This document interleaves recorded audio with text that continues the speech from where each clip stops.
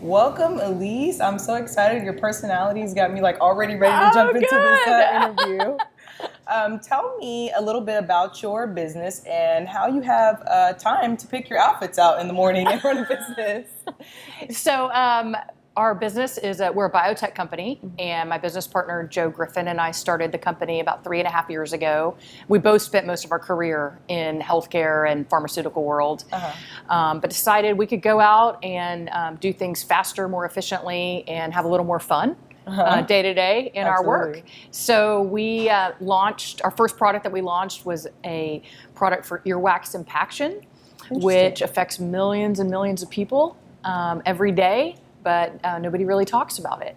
So we launched that product last year in April, and since then we've launched a couple more products, all for ear care.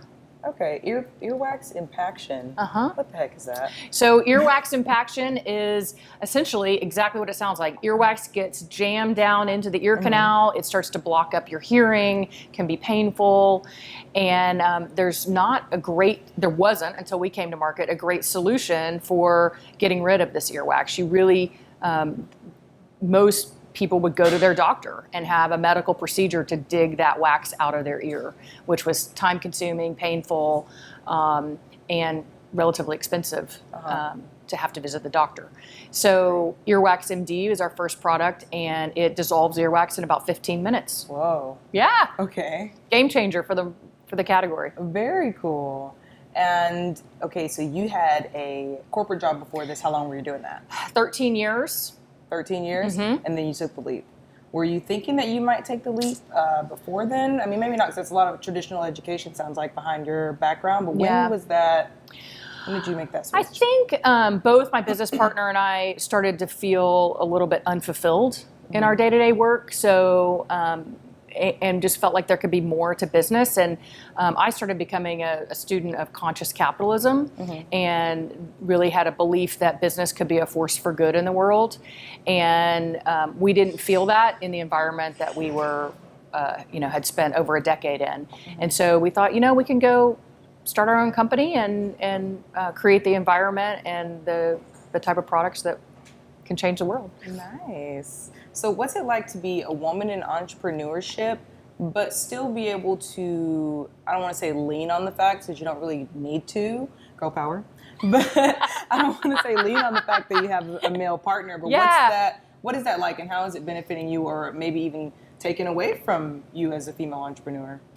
So I feel very fortunate in that my business partner is a scientist. He's a PhD in toxicology, and then I have the business background. And so we have very complementary skills. We don't really overlap, and we have worked together for over 15 years. And so we heavily rely on each other and trust each other in terms of decisions that we're going to make. And we make all the decisions together, but ultimately we lean on each other based on our expertise. Smart. And yeah, exactly. And I will say, for me personally, I've had a great journey as a woman entrepreneur in Fort Worth. And I think part of it may be because I grew up here and had a lot of great contacts and connections to help, sort of guide me through the process, because it's not simple to start a business and to raise the money and to know, there's just so many decisions that have to be made along the journey. So I have found, being a woman to just be a fact, not a downside or an upside necessarily. That was a great answer. And girl power, yes. Yes, that again. Okay, so you were born and raised here. You spent, your professional career here, and you've really got a chance to see Fort Worth bloom and grow. Yeah. How do you feel about the entrepreneurship scene in Fort Worth, and have you been seeing some changes over the years? Definitely. And so I will say I'm pleasantly surprised with what Fort Worth has to offer. And I will start by saying I really got introduced to the startup world in Dallas. And so while I was still in my corporate job, I was investing and also mentoring startups in the Dallas community. And I didn't realize that Fort Worth had a startup world. Yes. And especially within healthcare and in biotech. And then when we decided to start our own business, we were really overwhelmed with the amount of support and infrastructure that was already built out in Fort Worth to support entrepreneurs. Absolutely. Absolutely. Yeah. So what would you say, I mean, you got a chance to really build your contacts up being a native, but would you say that's the most important thing whenever you're getting ready to go into entrepreneurship, or what would you say is the most important thing? What kind of advice would you give to a budding entrepreneur? I think the most important advice is to get over your fear, because we all have fear, and some of us hide it more than others, but we all have it, and it's that fear of failure or fear of trying something new, or so that's sort of my number one advice. And then number two is just nobody does it alone.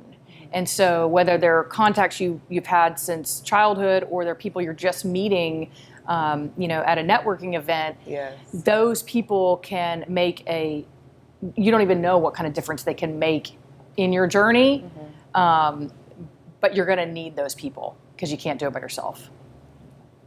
I love that. I'm coming to terms with that. It's true. It's true. So tell me if you guys have been experiencing any growing pains, or any horror stories of course not. that you can let us know about, so I can see the rocks in the road before they come up. So pretty much anything that can go wrong has gone wrong for us.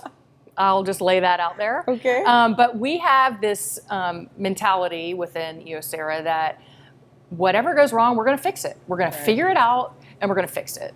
And what's great about being a small and nimble company is you can do that. We don't have all this governance and have to go get all these approvals to sort of pivot if something's not working the way we think it should work. So we're highly flexible. And I mean, we've had things go wrong, like we've ordered certain things from China or other countries. They were, it's taken 6 months to get here on a boat, and then it's the wrong thing. Yeah. And you've ordered 100,000 of them. Ooh. And so we've had that. Our manufacturing line is malfunctioning, and it's like I Love Lucy, things flying everywhere, and 15 labels going on one bottle.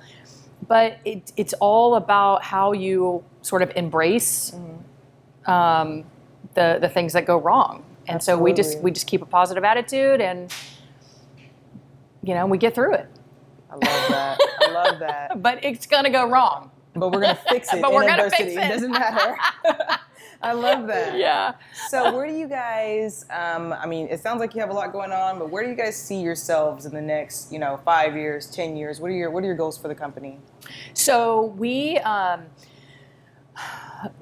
goal is to really own ear care. And when I say ear care, I mean like the over-the-counter ear care category within the drugstore, or Target or Walmart or wherever you go, that you're going to see Eosera products. They're premium products. They're efficacious. They're gonna work for whatever your condition or problem is. So that's where we're focused. We also have some pipeline products that aren't within ear care, that are a little longer term, also healthcare related. Okay. But our near term goal is to really own ear care. Great. Well, I wish you guys the best of luck. I Thank think you're you. gonna be fine. I'm excited that we got a chance to talk about it. Thank you for coming on and being so open with us about your business. Thank you. It's fun.